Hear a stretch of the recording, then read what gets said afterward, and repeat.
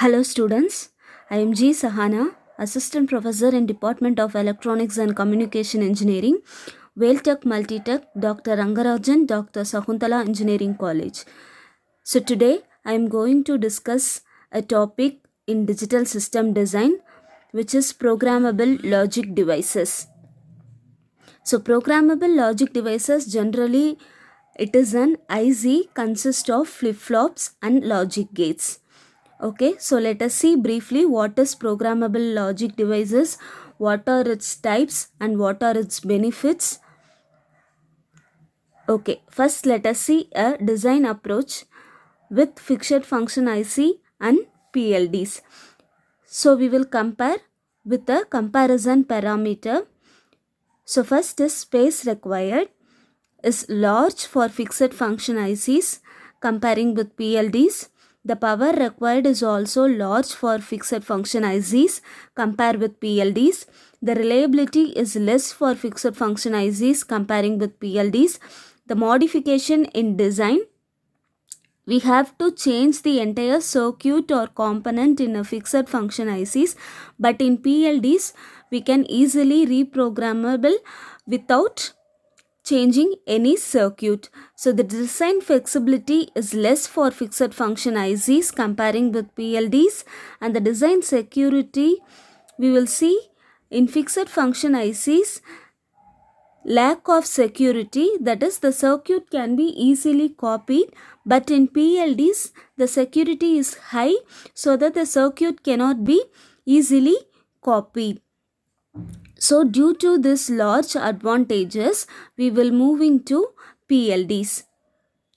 So let us see what is programmable logic devices. Already I have said that PLDs or ICs consist of flip-flops and logic gates, and it can be configured or programmed by the users. So PLDs consist of AND arrays and OR arrays. So this is the general structure of PLDs.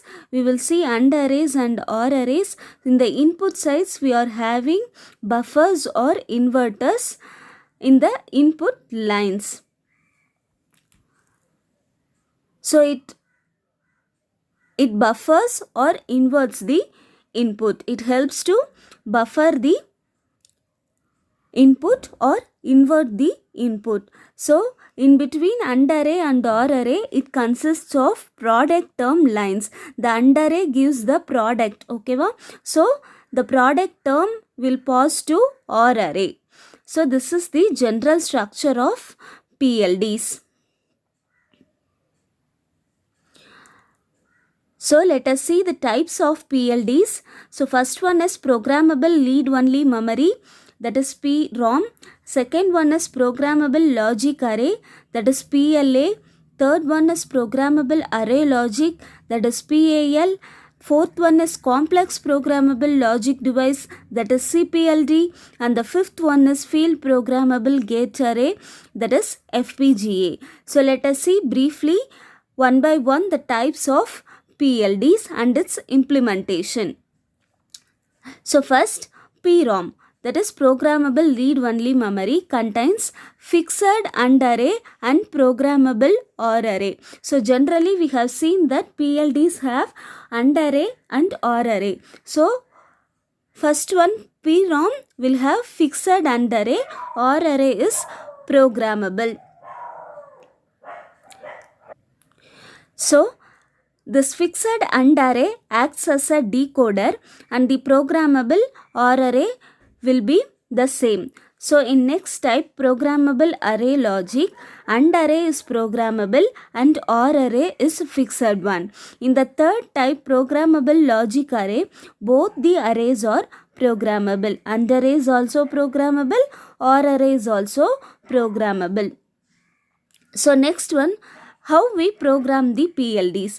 So see in the diagram, they have given A as before programming and B as after programming. So we will program the PLDs by blowing fuses between the inputs. So see in A diagram, they have given all the fuses are connected. So we are getting output as A, B, C, D as a product term. But in B, after programming, we have blown the fuses of input A and D. So we are getting only B and C as a product term output. So this is how we will program the PLDs. So these are some of the diagrammatic notation or representation of PLDs. So in first one, you can see that fuses are connected. So the connected fuses we will represent as X symbol like this. Okay, va? So see, for OR also same, OR array also same representation. If not connected, the fuses are not connected means we will represent as a single line without any notation. So in the connected one, they have given X symbol, but the B is not connected, so they have not given any symbol in A line. Okay, va? The same for OR gate also. So if all the inputs are connected, we can give like this. Inside the gate, we can put X. So this means all the inputs are programmed or connected to fuses. OR gate also, inside the gate they have given X. So this means all the inputs are in connection. So these are some of the diagrammatic notations in the PLDs. So this is the structure of PROM. So already we have seen PROM consists of fixed AND array and programmable OR array. So the fixed AND array acts as a decoder. So see, this is some example 5x32 decoder they have given. So it has 5 inputs and 32 outputs. I0, I1, I2, I3 and I4 are 5 inputs. From 0 to 31 output for fixed AND array. So now the OR gate is programmable. So we have given OR gates.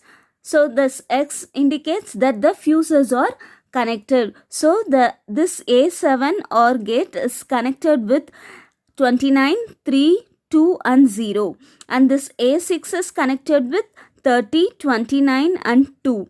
And this A5 is connected with 31, 29, 3 and 0. So like this X indicates the connection between the fuses. So see some example. So two functions we have given, that is minterms. F1 is equal to summation of 0, 1, 2, 5, 7 and F2 is equal to summation of 1, 2, 4, 6. So from 0 to 7 they have given. So we have to take the minterms from 0 to 7, that is x2, x1, x0. So to represent from 0 to 7 we require 3 bits. So we have taken 3 inputs and giving function F1 and F2 at the output side. So first in F1 they have given 0, 1, 2, 5, 7. So for F1 we are taking 1 for 0, 1, 2, 5 and 7. So for F2, 1, 2, 4 and 6 we have given 1. So this is the truth table for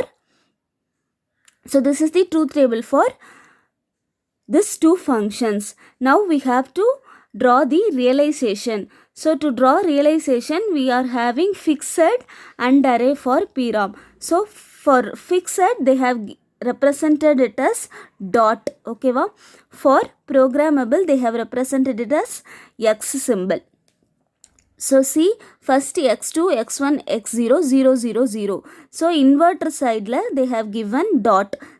X0 inverter side la dot, x1 inverter side la dot, x2 la inverter side la dot. So like this they have given all these 7 inputs to AND gate. So next for OR gate, 0, 1, 2, 5, 7. So 0, 1, 2, 5 and 7 they have given X symbol to F1 OR array. The same followed for F2, 1, 2, 4 and 6 they have given F2 for OR array. So this is the PROM realization. So this is the general PROM realization. So this is the structure of PLA. PLA consists of both arrays are programmable. AND array is also programmable, OR array is also programmable. So see the diagram, in both AND array and OR array they have given fuses, so it means both are programmable. So see example, they have given 4 product term functions, that is SOPs. So these expressions are SOPs, sum of products. So F0, F1, F2, F3 are 3 functions they have given. So how we will implement this? So now we are drawing the truth table. So the truth table, we have written the product terms. What are the product terms given in function? We have written all these, A bar, B bar, A, C bar. So the bar represents the inversion. So the input with bar we have to give 0, the input without bar we have to give 1. So see in first product term, A bar, B bar. So A 0, B 0. Next one A, C bar. So A 1, C bar 0. Next one B. So we have to give B 1. Next B, C bar. B 1, C 0. Next A, C. A 1 and C 1. Now for outputs, 4 functions we have written, F0, F1, F2 and F3. The F0 contains A bar, B bar, A, C bar. So A bar, B bar product term we have to give 1. A, C bar we have to give 1. Then F1, B and A, C bar. So for B 1 and A, C bar 1. F2, A bar, B bar plus B, C bar. So A bar, B bar 1 and A, B, C bar 1. Next F3, AC and B is here. So we are given 1 for B and AC. So this is the truth table for PLA. Then this is the realization for PLA. So see, this is the realization. So A, B, C, inverter and buffer we have given. So A bar, B bar, one AND gate. Next one A, C bar AND gate, B AND gate, B, C bar AND gate and AC AND gate. F0 we have taken A bar, B bar and AC bar, and F0 we have given, and F1, B and AC bar we have given. F2, A bar, B bar plus B, C bar we have given. F3, AC plus B we have given. So this is the general structure or implementation of PLA. So next, PAL. PAL, it contains programmable AND array and fixed OR array. So in diagram you can see the AND arrays are programmable and OR arrays are fixed one. So the same we are followed for PLA. The PAL is also the same procedure. If W, X, Y and Z functions, so we have to find the product term for AND inputs and outputs. What are the product terms we have to take? So they have given all the product terms. So an OR gate is fixed one and AND gate is programmable one we have drawn. So let us see what are the advantages, benefits and drawbacks of PLDs. So all layers already exists.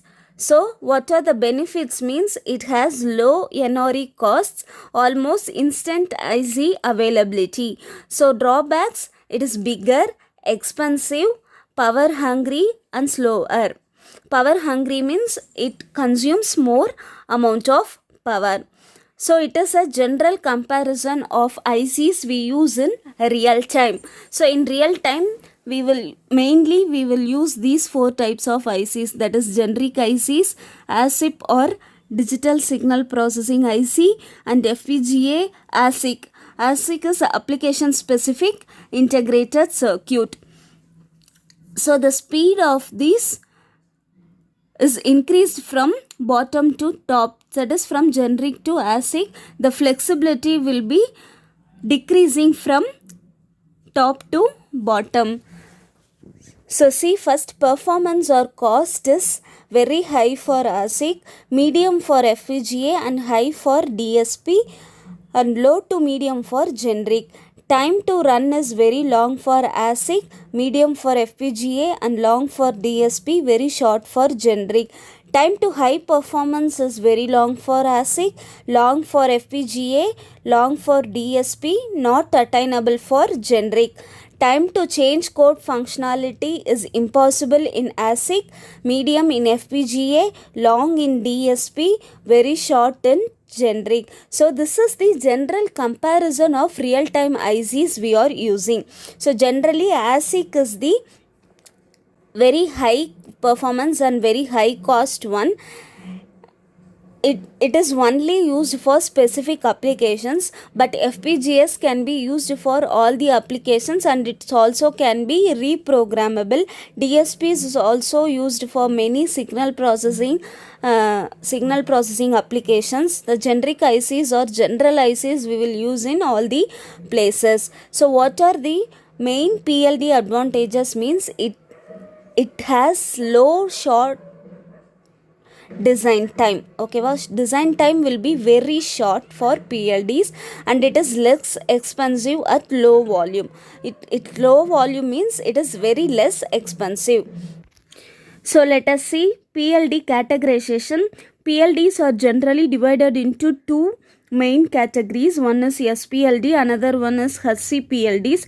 So SPLDs have programmable logic array, programmable array logic, that we have seen before itself. HCPLD means high capacity PLDs, that is CPLD and FPGA. CPLD is complex programmable logic devices, and FPGA is field programmable gate array. So let us see briefly what are complex PLDs and FPGA.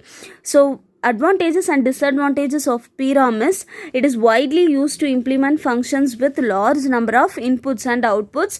Design of control units is easy. For combinational circuits, lots of don't care terms are used, so large memory is used for PROM devices. So what is a CPLD means? CPLD has PAL combinational logic with flip-flops. So PAL means AND array is programmable and OR array is fixed. So this circuit it will be having, and also flip-flops also it is included. Organized into logic blocks. So CPLDs have organized logic blocks, fixed or size. Next one is combinational or registered output, and fourth one is some pins or inputs only. So it has simple counters, state machines, decoders, etc. Okay, so examples of CPLDs are GAL22V10, GAL16V8, GAL23V22. So these are some of the examples of CPLD devices. So let us see, this is the general GAL CPLD structure. So this has OLMC. So this OLMC means output logic macro cell. It consists of OR gate, flip-flop, output multiplexer, and IO control unit. So we can see this OLMC will have a feedback to input. So this feedback can be again used in the other OLMCs. So we are giving us a feedback. So this is the general CPLD blocks: IO block, logic block, programmable interconnect. So these are the three main blocks in CPLDs. So simple PLD will having inputs, product term array, product term allocation function, and macro cells. So these logic blocks will execute sum of product expression. So sum of product expression and store the result in microcell register. So registers la output it will store.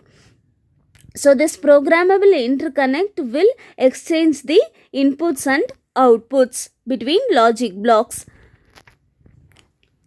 So see what are the resources means: macro cells per logic block, inputs from programmable interconnect, product terms in logic block. So this is the structure of FPGA. So see, the small red color boxes contains IO blocks. This green box is a logic block, and these lines indicate a interconnect. So the single logic block, this green box, contains this amount of components. So it contains multiplexer, flip-flops, combinational logic, or gate, inverter. So this is the general configurable logic block. So logic function is implemented as lookup table. The lookup table consists of inputs and outputs as multiplexer. How a multiplexer looks, so like that this lookup table is also looks.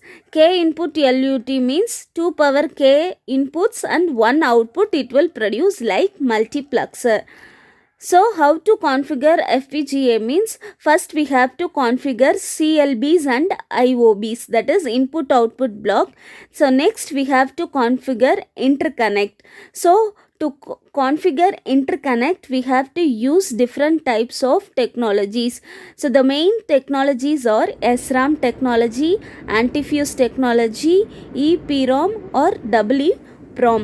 So this antifuse technologies can be programmed once and it cannot be reprogrammable. So let us see a comparison between all the programming technologies. First one is EEPROM. EEPROM is reprogrammable outside the circuit. It is a non-volatile one. EEPROM is reprogrammable inside the circuit and it is also non-volatile. SRAM is reprogrammable inside the circuit. It is a volatile one. Antifuse is not reprogrammable and non-volatile one. So these are the comparison of programming interconnecting technologies.